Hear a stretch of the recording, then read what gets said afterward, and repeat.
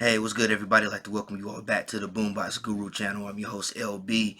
So today's CD update is a very special one. I'm really excited about doing this one because recently I have managed to purchase all the original first pressings of Tupac's classic albums on CD. And I did this all in a relatively short time span. There is one CD that I actually bought years prior to this, but I'm just really excited about doing this video, man, because most of the Tupac CDs that I own, most of them were the Amaru Jive Records reissues, and for whatever reason, man, I guess it's just the collector in me. I wanted to have the first pressings of his albums, mainly because I wanted to have the albums that had the Interscope Records and TNT recordings and Out the Gutter recordings label imprints on the back. I don't know. I know for people that's not really into physical music or physical media, you're probably wondering why is that such a big deal. But for people like me who are in the same who kind of relate to what I'm doing as far as being a music collector, I think I'll kind of understand where I'm coming from. But it was just something about wanting to see that Interscope Records and TNT recordings and Out the Gutter recordings logos on the back of those CDs.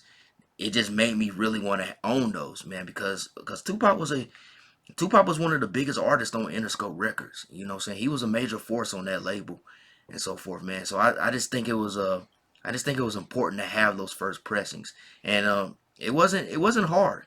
It wasn't hard. I managed to find all of them, most of them that I recently got. I managed to find them on eBay for some pretty good prices because I can remember maybe about a few years back when I tried to find those original pressings. They were quite expensive. So I don't know, maybe it's because of streaming. Maybe the values of CDs have kind of gone down a little bit because more people are ditching their physical CDs and they're going more streaming to make room and so forth. But that just sounds great for people like me, like people who are still into physical media. That just it's like Christmas time. It's literally Christmas time for us when other people decide to forego their physical CDs and so forth. That just it allows us to be able to get our hands on that stuff as well, man. So we're gonna go ahead and get into this video.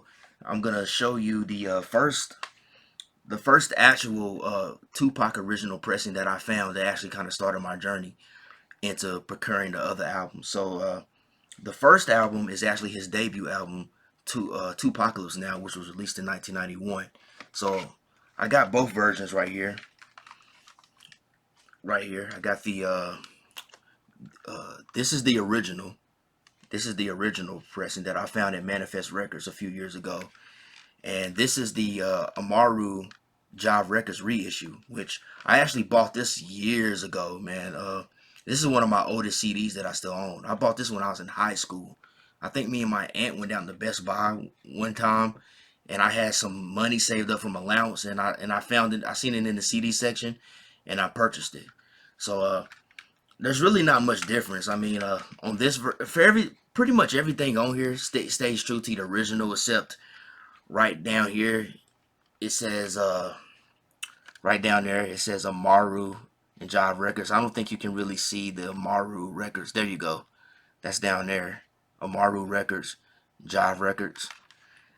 But oh yeah, and this is the CD. Excuse me. This is the CD. Pretty plain CD cover art on the reissue. And for those of you who don't know, Amaru Records was the label that Tupac's mother, Afeni, started after his death, which it allowed her. She gained the rights to his previously unreleased material, as well as his Interscope albums, as well as the unheard music he did with Death Row. She released all of that stuff through that label, Amaru Records, Amaru Entertainment.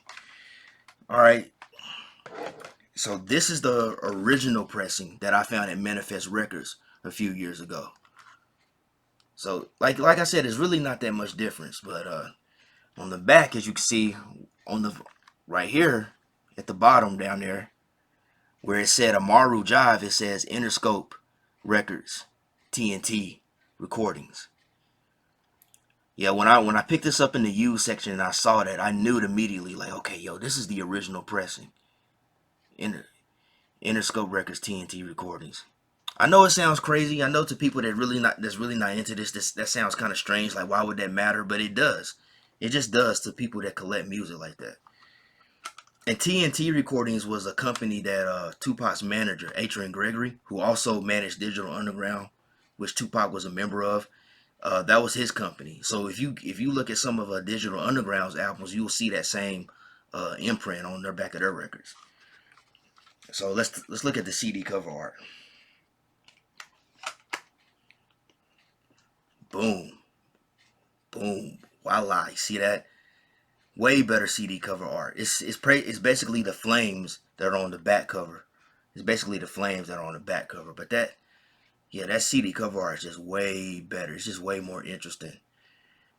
Those were the main reasons. I mean, besides just having an original Tupac album, an original pressing of Tupac, having that CD cover art, having that original CD cover art,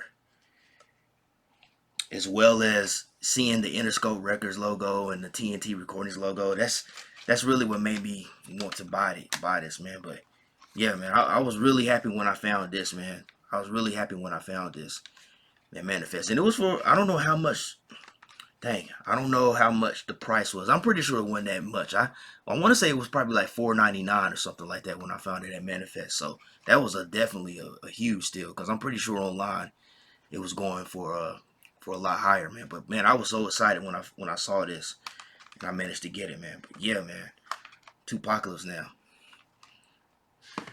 Tupac's first album right here, man. His most overly political album, honestly. Very, very conscious, kind of in the line of like golden age hip hop. Very Afrocentric in some ways. It wasn't like the hardcore aggressive Tupac that most of us would later get to know. So, but his most overly political album, more along the lines of kind of like KRS-One and those cats around that particular era. That's the way this record sounds, man. But man, I was really excited when I found this several years ago. So let's get this moving along. Hold on, set that over there. So next is Tupac's second record, Strictly For My NIGGAZ, released in 1993. Both versions right here. This is the original pressing that I recently purchased, and this is the Amaru Records reissue. Yeah, like my mother, my late mother, she actually bought me this for Christmas back in, I think it had to be around 2002. I want to say 2002 or 2003. But I remember she bought me this, and it was Snoop Dogg's "Paid the Cost to Be the Boss." So it had to be around 2002, cause that album "Paid the Cost to Be the Boss" it just came out. But yeah, she bought me this for Christmas. It was at Best Buy. I I really didn't take good care of this. You know, there's kind of like some wear on it. I was younger back then, and I didn't really know the value that these CDs held. But yeah, I didn't take too good care of it. But let me show you the differences though. So the back, as you can see right there, says Amaru Job Records. Back cover is pretty much the same as the original. And CD cover art, slightly the same. We'll get to that in a minute. Except it has that Amaru Records and Job Records logos instead of Interscope and TNT. Liner notes. I'm not showing you guys the liner notes because the liner notes are all pretty the same. They don't really do much changes to that. So for the first pressing, same cover art and everything. Same cover art. But on the back, instead of it saying Amaru Job Records, as you can see right here, down there at the bottom, it says, you see, Interscope Records, TNT. And even over here, excuse me. Sorry guys, I'm just getting used to this new camera. Atlanta Records. Atlanta Records is over here. Atlanta Records right there. And CD cover art. Pretty much the same, but there's a slight difference. The Tupac's name right here, the logo is red instead of just the plain, I guess, silver color that it is on the reissue. It's red. That's another reason, man. I remember my mom's best friend, her son, he actually had the original version, the original pressing of Strictly For My NIGGAZ. And I remember when I looked at the CD, I saw that Tupac's name was red instead of the silver, and I didn't understand why was his red and why was mine's silver. But see, I didn't understand at the time that mine's was a reissue when he had the original one. But yeah, man, whoever owned this CD that I bought it from on eBay, they took real good care of it, man. I mean, there's really no wear and tear on this CD for this to be original pressing. And I mean, this year, this album is 30 years old, and for it to be in that good condition, they may have replaced the case. They might have replaced the case. I doubt this might be the original case that it was in. But as far as the liner notes and the booklet, it's all like brand new. It all looks brand new, like it was barely touched when they had it. So somebody clearly knew what they had when they purchased this, man. Or they just knew how to take care of their music. But yeah, strictly for my niggas, man. 1993. Yeah, this was Tupac's breakthrough album. This was his breakthrough album. It included his first huge hit, which was "I Get Around," which is one of his most well-known songs, as well as "Keep Your Head Up." "Keep Your Head Up" was also on this album. There was other songs that were released as singles on here. "Holla If You Hear Me," and let's see, "Papa Song," but those songs weren't really all that successful. "I Get Around" and "I Keep Your Head Up" were the big ones. And also, and one of the biggest highlights on this album is a song called "Last Words." It features Ice Cube and Ice-T, and to my knowledge, that's the only time that Tupac, Ice-T, and Ice Cube actually collaborated on a song, man. So that was one of the biggest highlights on here. And the last track, "Five Deadly Venoms," features Tretch from Naughty by Nature, Apache, and Mo Preem, who I think was going by Wicked. I think the Live Squad. I think Stretch from the Live Squad. Stretch produced the song. He might be on there too. He might be on there too. But that was a banger track right here. A lot of good songs on here. This is actually one of Tupac's best albums.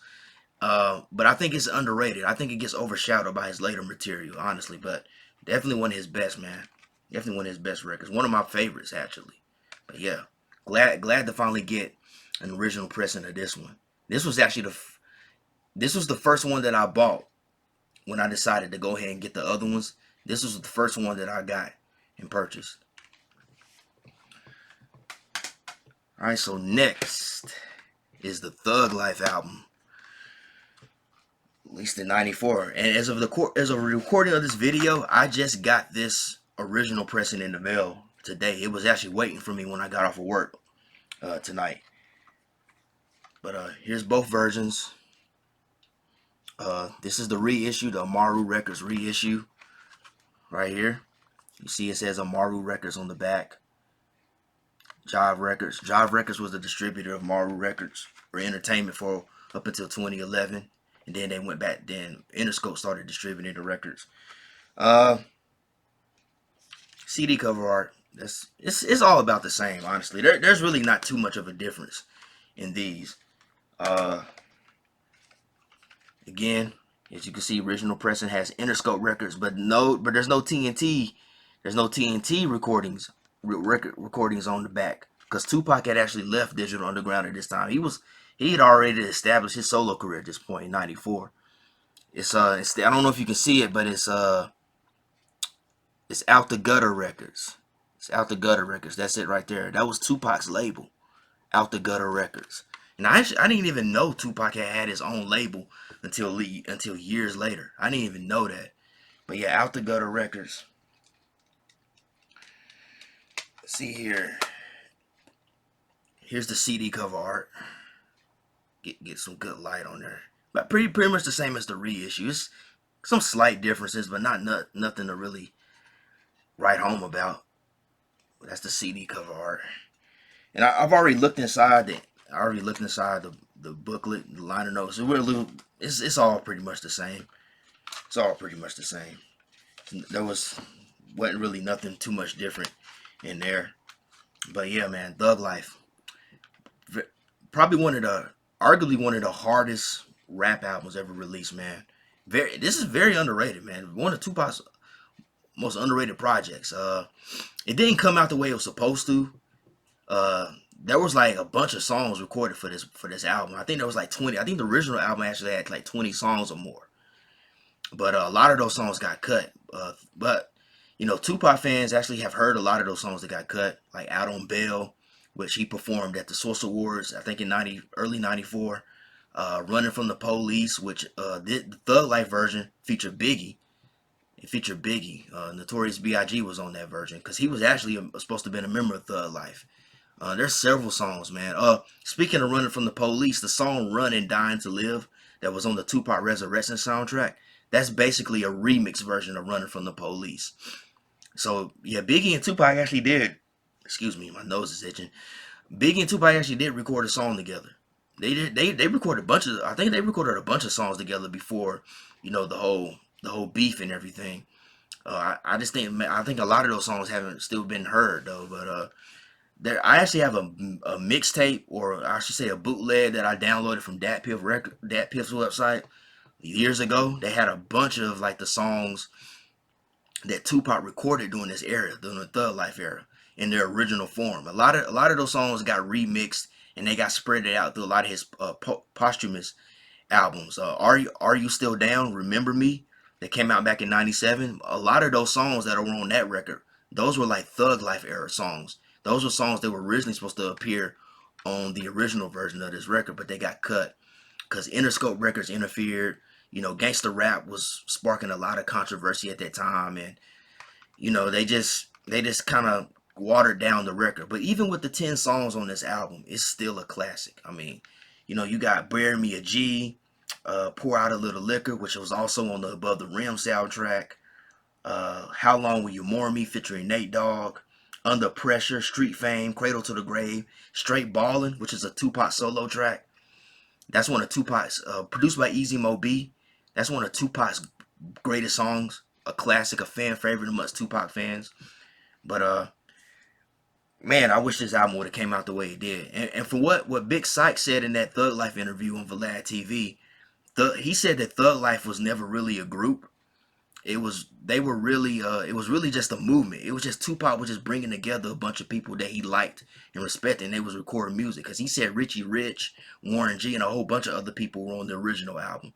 So from what he said, I think that this album was like similar. It was like a precursor to what he was doing with the One Nation album that right before he died. And Macadocious actually said something in that same interview that really stuck with me. I can't quote him verbatim, but he talked about how this was the era where Tupac started rocking the rag around his head. He started being shirtless, showing his tattoos. And it dawned on me that the Thug Life era, you could argue that the Thug Life era was probably Tupac's most influential era. I think the image of Tupac that we see the most, his most popular photos and images come from this era. So, so the images you see him with the rag around his head and everything like that, that's from '94. That's from this era.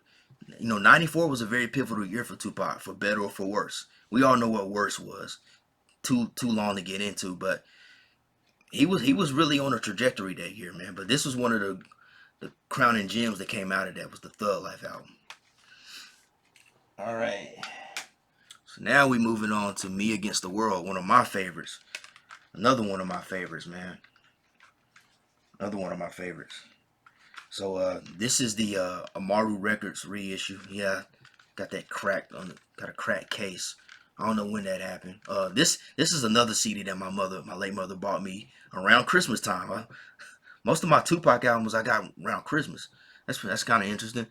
But yeah, they actually had this at Kmart. This was back when Kmart was still around and they were selling CDs. I got this at Kmart. She bought me this at Kmart. But yeah, this is the Maru Records version, as you can see down there at the bottom. And yeah, CD cover art. Alright.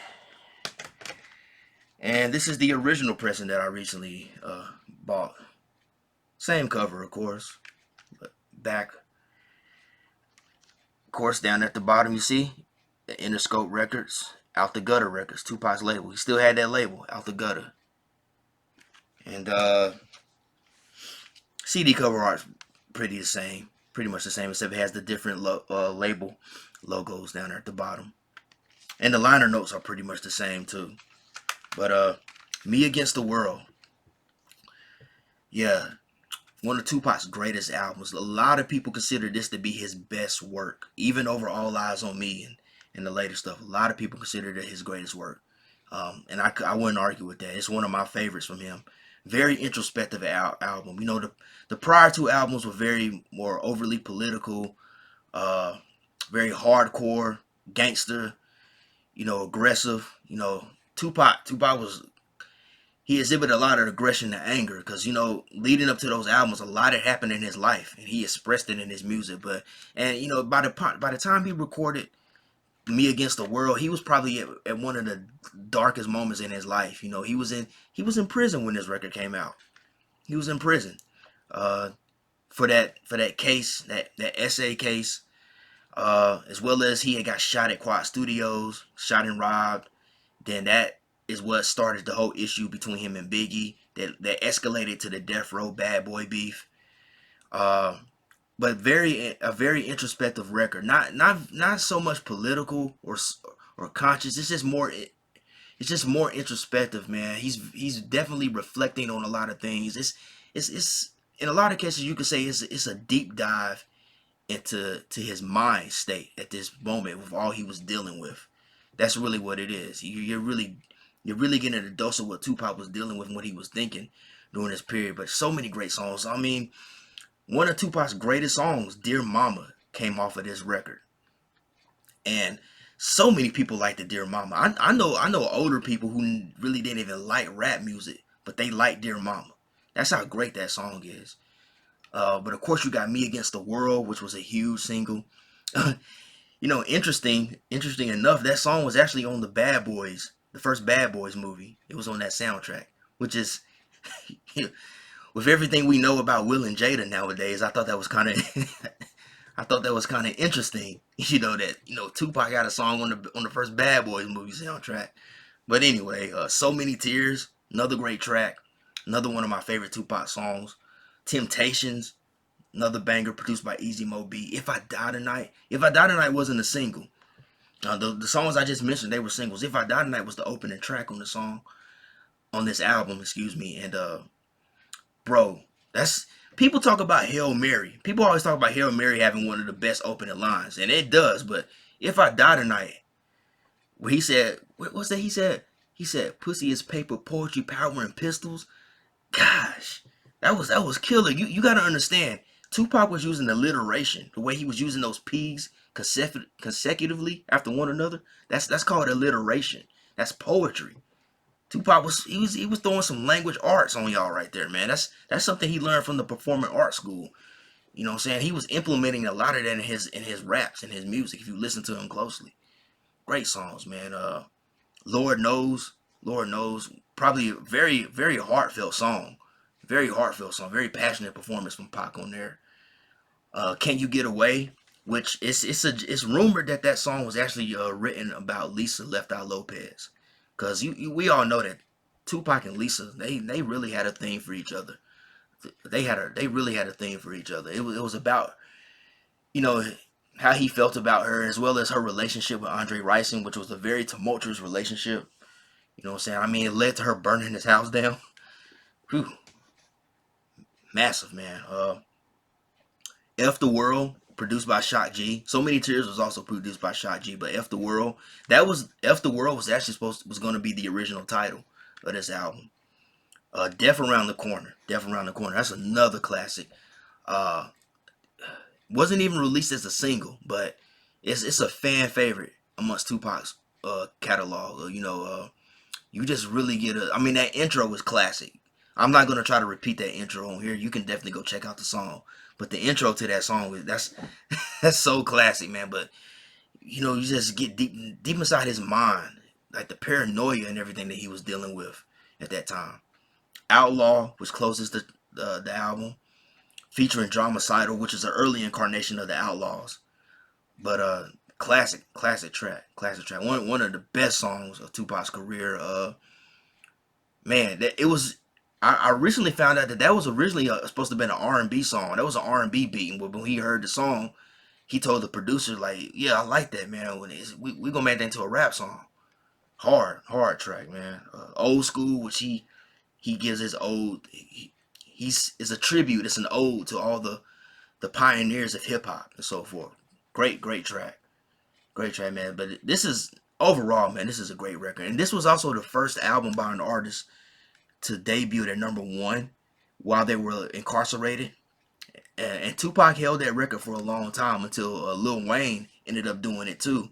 Years later, when he released the first "I'm Not a Human Being" album back in 2010, that's when Lil Wayne had caught that gun. He caught that gun case in New York. He ended up doing a year in prison. But he released that "I'm Not a Human Being" album, and it went #1. So he became the next artist to do that. But massively, oh man, Me Against the World, just a great record. One of Tupac's greatest. If you ever want to get into Tupac's music, this is one album I would recommend. This could be a gateway album. I would consider this to be a gateway album if you want to get into Tupac's music. This one. All right. All right, now we're getting down to the last two. Okay. The great All Eyez on Me. Tupac's debut on Death Row. So, excuse me for rubbing my nose, man, but it's itching for some reason. It decided to start itching when I'm recording, but whatever. All right, man. So, this is the reissue. This is the digitally remastered reissue from 2001. You remember back in the early 2000s, Death Row, they started reissuing a lot of those classic records remastered. And this was back when enhanced CDs were still popular. So, you could put a CD into your computer and you would get an extra content. The California Love video on this one. But yeah, this one comes in a jewel case. And at the time, Death Row was being distributed by Koch Records because they had lost the business relationship with them and Interscope had been over at this time. And liner notes, 2 CDs, 2 discs, jewel case, 2 CD set. I'm not gonna open this. This jewel case is kind of broken, so it'll be a lot of trouble. But it's all pretty much the same, liner notes and everything, slightly. But there is a difference that I'll show you in a minute. And here's the OG pressing. So there's a slight difference. I mean, if you want to get really technical, the cover is bigger. It's slightly bigger than the reissue. If you want to get technical, it's not in the jewel case 2 CD set. It's in a standard one. It's in a standard one that you can see. Here's the back cover. And again, if you want to get technical, like the font of the song track listings is kind of different. Here's the back cover. And the Death Row Records logo is also bigger. Excuse me. And I'm still getting used to this camera. Yeah. And it's got the Interscope Records logo right there. But that's really what I wanted to see, was that Death Row Records and Interscope Records. Right there. Man. I was so excited when I saw that. I was actually holding this in my hand. I was like, yeah, I got that. I know it sounds crazy to some of y'all, man, but it's just the collecting. It's just the collector in me. When you're somebody that's into physical media like this, that's just the way it is, man. Here's the disc. Got the Death Row Records back there. But I do want to show you something in the liner notes. The liner notes are pretty much the same as in the reissue, but there's one difference I'm going to show you guys. I'll show you all. This picture right here, this last photo right here. If you look on that last photo right here, it's a glare. Hold on. If you look right there beside Tupac, Death Row is like promoting upcoming releases. That's not in the reissue, of course, because it's a reissue. All those albums either didn't come out or they're already done. But I thought that was cool to see all those the promotion. And it's funny looking at this and seeing how a lot of this stuff didn't come out. Snoop Dogg's album came out. The Doggy Style Records compilation did not come out, at least on Death Row. Danny Boy never released the album in this period. Sam Snead didn't release one. Nate Dogg's album didn't come out on Death Row. Lady of Rage, her album didn't come out until '98. Same with Michelle A. Dr. Dre did not release Chronic 2. Dre left the label not long after this. Well, actually, I think he had already left the label by the time All Eyez on Me came out. Then Tupac's Makaveli Records compilation, that never materialized because of Tupac's death. But yeah, I just thought that was cool. I just thought that was cool because that's not in the reissue, you know. So it was cool. It was cool to look at that and see how, man, you know, and as a fan, I can imagine like back in 1996, you buy this as a brand new CD and you look at this page and you're like anticipating all of this stuff to come out, and then it doesn't. Then we all know what happened. You know, Tupac's death happens, and then Death Row starts to crumble, and a lot of this stuff didn't come out. Snoop was the only one that really came out. I mean, Lady of Rage came out later, but that was '98. That was by the time the label was crumbling at the time. Nobody was really tripping on Death Row at that point. But and Dr. Dre never came out with the Chronic too, because he left the label. So I'm just looking at this, and I'm trying to put myself in the shoes of a fan of this at this time who's looking at this, and they're seeing all these upcoming releases, and they're anticipating like, oh man, I can't wait till the Chronic 2 comes out. Oh man, I can't wait till Tupac dropped the Makaveli Records compilation. And then his death happens, and all of that just changes, man, and nothing happens. So I just thought that was interesting to point out. But yeah, man, All Eyez on Me, Tupac's most popular record, his best-selling album. Uh, Quite different from his past records, you know, quite different. More probably from a lyrical standpoint, probably his most gangster record. Well, no, I don't know if I would say that now. No, I ain't gonna say his most gangster, but up until that point, it was more Death Row. It was more akin to what Death Row was putting out. I put it to you that way. You know, he was a part of that family, and so the subject matter was a lot more akin to what Death Row was doing at the time, but it still had Tupac style. You know, there's still some social conscious, there's a little bit of social commentary and some political things come popping up here and there, but not like on the prior records. Uh, this is a more celebratory record. You know, a lot of his biggest hits on this record. You know, How Do You Want It? Two of America's Most Wanted. I Ain't Mad at You.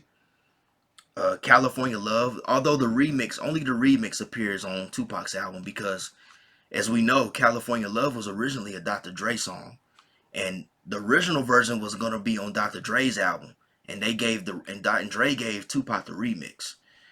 Uh, what else is on here, man? So many great songs. Two of America's Most Wanted. Ambitions as a Rider. Ambitions as a Rider was never a single, to my knowledge, but it was such a classic song, and it's one of the best opening songs on the hip hop album. And Tupac, people, here lately, people always want to talk about Tupac, whether he was a lyricist or not. I think people really need to cut that out. If anything, Tupac was a lyricist. I mean, yeah, he may not have been like a punchline kind of guy, but he was getting there at this point. But he may not have been that kind of guy, but he had some intricate rhyme schemes and everything. Just listen to his verse on "I Got My Mind Made Up." Like you can go on Genius.com and look up at the rhyme scheme and how intricate and complex that rhyme scheme was that he used, as well as on Ambitions as a Rider. Just listen to the lyrics and the rhymes and everything he's talking about in that song. You will see the genius behind his lyrics. So many great songs. All About You, which All About You, it wasn't. I don't think that song was ever a single, but he did shoot a video for it that didn't come out till after his death, though. Let's see, Scandalous is a great one. No More Pain, produced by Devontae. Swing from Jodeci. Man, killer song. Killer song. Hearts of Men, produced by DJ Quick. Only God Can Judge Me, featuring Rappin' Forte. That was the first time I'd ever heard Rappin' Forte. I got quite a few Rappin' Forte CDs uh, in my collection as well, man. And that song is what introduced me to him. I had always heard of him, but this was the first time I heard him. Was on the Tupac album. Trading War Stories. Oh man, Trading War Stories, man. Such a classic with the Outlaws, Sibo. Man, man, that's one of my Johnny. I think Johnny J did that track. That's one of Johnny J's best songs. That's one of Johnny J's best songs right there, man. Man, that song. That's one of my favorites from this album. I like to ride to that joint. Everybody came hard on that song. Then the second disc is really my favorite. Second disc is really my favorite. So many deep cuts on there. Can't See Me, which was originally supposed to have been a Dog Pound song. Shorty Wanna Be a Thug. Holla at Me, deep track, especially when you know who he's talking about on that song. I mean, honestly, man, Holla at Me. Wonder Why They Call You Bitch, which we know oh my goodness, I can't talk. Sorry guys. I'm not even gonna try it. There's a controversy behind that song. Excuse me, y'all. Controversy. I'm trying to say the word infamous. Infamously. There we go. You know, features Faith Evans. She still has vocals on that song, but I think Jewel came in and like recorded over them. But you can still hear Faith's vocals on that song. But we ain't gonna go into too much about that. We know all about the whole Tupac and Faith thing. When We Ride, Thug's Passion, another killer track, man. Picture Me Rolling, Checkout Time. Checkout Time is hard. That's a smooth player track right there. That's always been one of my favorites, man. I listen to that song on a regular. Rather Be Your Nigga with Richie Rich, another banger. All Eyes on Me, which inspired Nas to do his track on. Dang, I can't believe I'm blanking out. What's that song on Nas's album? Is it The Message? I think it's The Message. Yeah, on It Was Written. Nas used that. He sampled that on there. He sampled that. Let's see, Run the Streets with Michelle A, Storm, Outlaws, and everybody on there. Another smooth, laid back player track. Then you got Ain't Hard to Find, which is a Bay Area posse cut. Sebo, D-Shot, Be Legit, Richie Rich. Everybody on that joint, man. Heaven Ain't Hard to Find, a great closer. Great, magnificent album right here, man. Magnificent album, man. And the last album, unfortunately, released in Tupac's lifetime. Because he died not long after this record. What, like 6 or 7 months later, I think? Because this album came out February 13th. It was released on the same day as the Fugees' The Score, which is another great hip-hop record. Can you imagine that? The Fugees and Tupac was competing on that day? And also Skills from Virginia, his album came out on that day too. But unfortunately, as good as that record was, it got overshadowed by All Eyes on Me and The Score. But man, what a great day in hip hop to go. Man, I can only imagine going to the record store and you picking up All Eyes on Me and then picking up the Fugees' The Score. I bet that was something, man, going to the record store back then. But yeah, All Eyes on Me, man. Great record. All right, now we get down to the last one, man. Forgive me for what I said earlier, man, but I think this is Tupac's hardest record, his most gangster record, and not in the stereotypical gangster sense, but just how he just pretty much just let it all out. He wasn't even tripping about the repercussions of what he was saying. That's what I mean by it. But that's the Makaveli album, the Don Killuminati, the 7-Day Theory, released in 1996. It was November 12th of 96. So Tupac passed away in September. So September, 2 months, 3 months after his death, is when this record came out. And this was originally supposed to be in a mixtape. Pac was wanting to put this out on the streets as a mixtape, but I don't know. I think Suge like convinced him like, nah, we gonna put this out. We see the cover art, very controversial cover art, man. Anytime I look at it, it kind of makes me shut. It does make me shudder.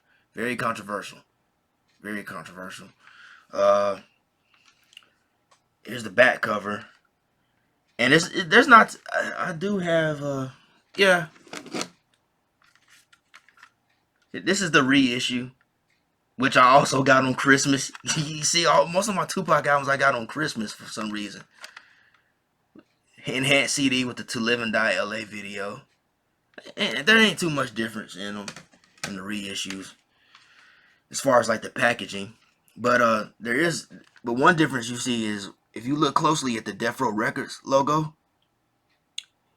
I'm trying to see if I can get that to focus. If you look closely at the top of Death Row, it says the New and Untouchable Death Row Records. That's what Death Row was going by. Around this time, Death Row was going by like the New and Untouchable Death Row Records, and then they shortened it to just the Untouchable Death Row Records. So that's one difference that I noticed. Yeah, CD is pretty much the same. Liner notes, this album didn't have many picks and stuff in it, and I think that was Tupac's decision before he passed. because it was supposed to be like a mixtape, a street album. Wasn't supposed to be like a mainstream release. But yeah, like I said, one of Pac's hardest records. I mean, Hail Mary is on this record, which is a classic. To Live and Die in L.A., which is California Love Part 2. Bomb First, the opening song on this album, which again, that whole track just sets the tone of how hard this record is. Let's see, so many great songs. Crazy featuring Badass, R.I.P. to Badass. He passed away a few years ago. Blasphemy, Life of an Outlaw. Me and My Girlfriend, with Tupac raps from the. You think he's talking about a woman if you're not listening closely, but he's actually talking about a gun, which we know Jay-Z later sort of kind of remade or paid tribute to with the Bonnie and Clyde, '03 Bonnie and Clyde with Beyonce. Uh, Hold Your Head, Against All Odds. I think that's one of Tupac's realest tracks, man, because he was just letting it all out. I don't even really consider it to be a diss track necessarily. It's just him. He just letting it all out to everybody. And you gotta understand, he talking about some real gangsters on this song, some real people that was really in the streets. That's what made that song so hard. He was talking to some real gangsters. Just Like Daddy, White Man's World, which finds Tupac going back to that his more political, social conscious side. Hold Your Head. But just a great record, just a great album, man. Very influential album, even today, still very influential. And it was almost like his. I don't know how to put it, man. Because he had passed away by this time. It was almost like him getting his last lick in to like his enemies, so forth, especially with Against All Odds. But just a phenomenal record, man. One of my all time favorites. I think one of his best records, and it was highly critically acclaimed. Widespread acclaim when it was released. One of his best records, honestly. But still holds up quite well today. Still holds up all those records, to be honest with you. But yeah, that's it for this video. This is a pretty long video, man. I'm already like at 42 some minutes and some seconds, man. So this is a pretty long video. Hope you guys enjoyed enough to where you can watch the whole video, man. But I was real excited to finally actually get these original pressings, man, because I just always wanted to have those original pressings with the Death Row Records and the Interscope Records logos and everything like that. It was just important to me, being a fan of Tupac and just being a fan of music in general. But I'm just really excited to have these and own them now, man. It's just really cool. I'm just glad. Early Christmas present to myself, honestly.